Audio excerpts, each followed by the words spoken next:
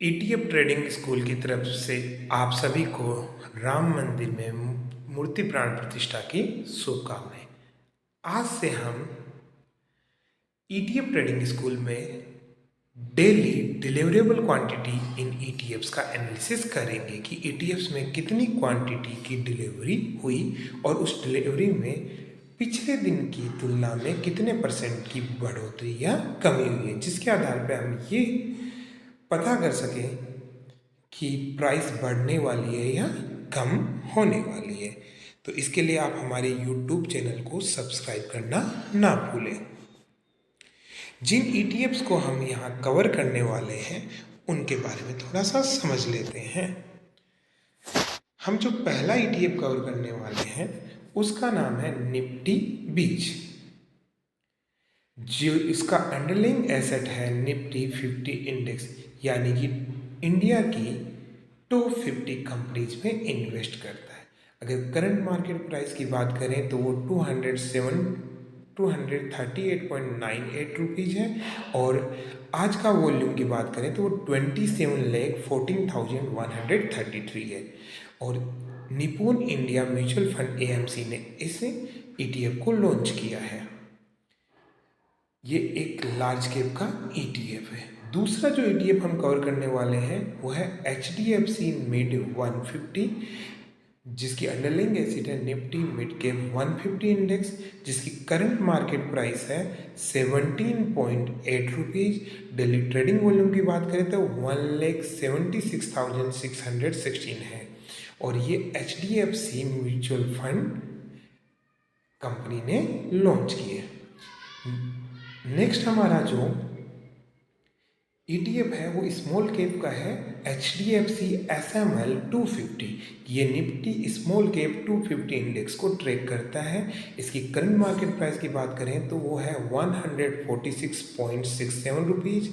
अगर वॉल्यूम की बात करें तो यह है 2,41,149, और ये भी HDFC AMC द्वारा इश्यू किया गया है। नेक्स्ट जो ETF है वो है MO निफ्टी 500 या मो निफ्टी 500। ये निफ्टी 500 इंडेक्स को ट्रैक करता है। इसमें लार्ज कैप, मिड कैप और स्मॉल कैप तीनों ही कंपनियां हैं। इसकी करंट मार्केट प्राइस 19.65 रुपीज़ है, और इसके वॉल्यूम की बात करें तो वो 2,18,722 रुपीज़ है, और ये मोतीलाल ओसवाल द्वारा इश्यू किया गया है। अगला जो ETF है वो हमारा सेक्टोरल ETF है बैंक बीज, जो निफ्टी बैंक इंडेक्स को फॉलो करता है। करंट मार्केट प्राइस की बात करें तो 470.45 रुपीज़ इसकी करंट मार्केट प्राइस है। अगर हम इसके डेली ट्रेडिंग वॉल्यूम की देखें तो वो 15,99,035 है, और ये भी निपॉन इंडिया म्यूचुअल फंड द्वारा इश्यू किया गया है। अगला हमारा जो ETF है वो PSU बैंक बीज है, जो निफ्टी PSU बैंक इंडेक्स को ट्रैक करता है।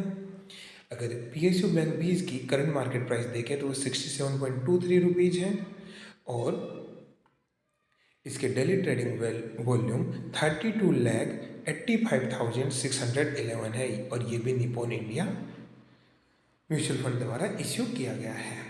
अगला हमारा जो ETF है उसका नाम IT बीज है, जो निफ्टी IT इंडेक्स को ट्रैक करता है।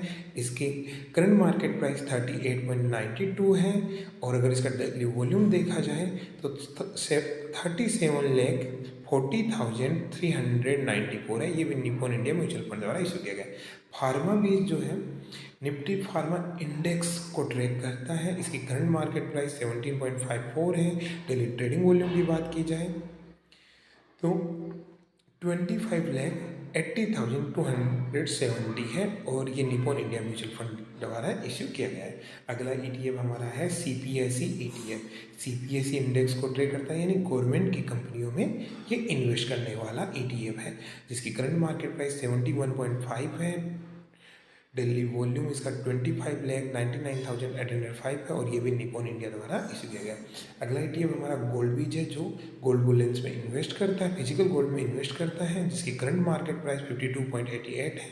अगर टोटल वॉल्यूम की बात की जाए तो 32,75,231 है, और ये निपॉन इंडिया म्यूचुअल फंड द्वारा इशू किया है। सिल्वर बीज अगला ETF है जो सिल्वर में इन्वेस्ट करता है, जिसकी करंट मार्केट प्राइस 17.30 है। अगर वॉल्यूम की बात करते हैं 24,06,803 है और ये भी निप्पॉन इंडिया म्यूचुअल फंड द्वारा इश्यू किया गया है। अगला ETF हमारा मोन 100 है जो नेस्डेक 100 इंडेक्स में इन्वेस्ट करता है, यूएस के मार्केट में इन्वेस्ट करता है। करंट मार्केट प्राइस 138.52 है। अगर डेली ट्रेडिंग वॉल्यूम की बात की जाए तो 7,83,334 है और ये मोतीलाल ओसवाल म्यूचुअल फंड द्वारा इश्यू किया गया है। और इस सीरीज में हमारा जो last but not list ETF है वो है मफांग, जो New York stock exchange Feng index में इन्वेस्ट करता है, जिसमें फेसबुक, एप्पल, नेटफ्लिक्स, गूगल ऐसी कंपनियां हैं। और इसकी करंट मार्केट प्राइस 74.05 है। डेली ट्रेडिंग वॉल्यूम की बात करें तो 10,95,113 है। ये मीराई एसिड द्वारा इश्यू किया गया। यहाँ पे हमने टोटल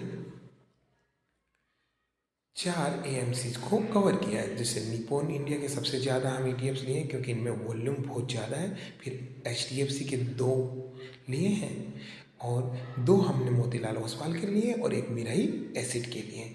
हमारा यहाँ पे ETF को सिलेक्ट करने का क्राइटेरिया उस पर्टिकुलर कैटेगरी में सबसे ज़्यादा वॉल्यूम होना है और वॉल्यूम कम से कम 1 लाख से ऊपर होना चाहिए। आप देख सकते हो सभी ETFs में वॉल्यूम 1 लाख से ऊपर ही है। तो आप हमारे चैनल को सब्सक्राइब कर लीजिए ताकि डेली आपको ये वीडियो मिल जाए, जिसके आधार पे आप ETF में स्विंग ट्रेडिंग कर सकें।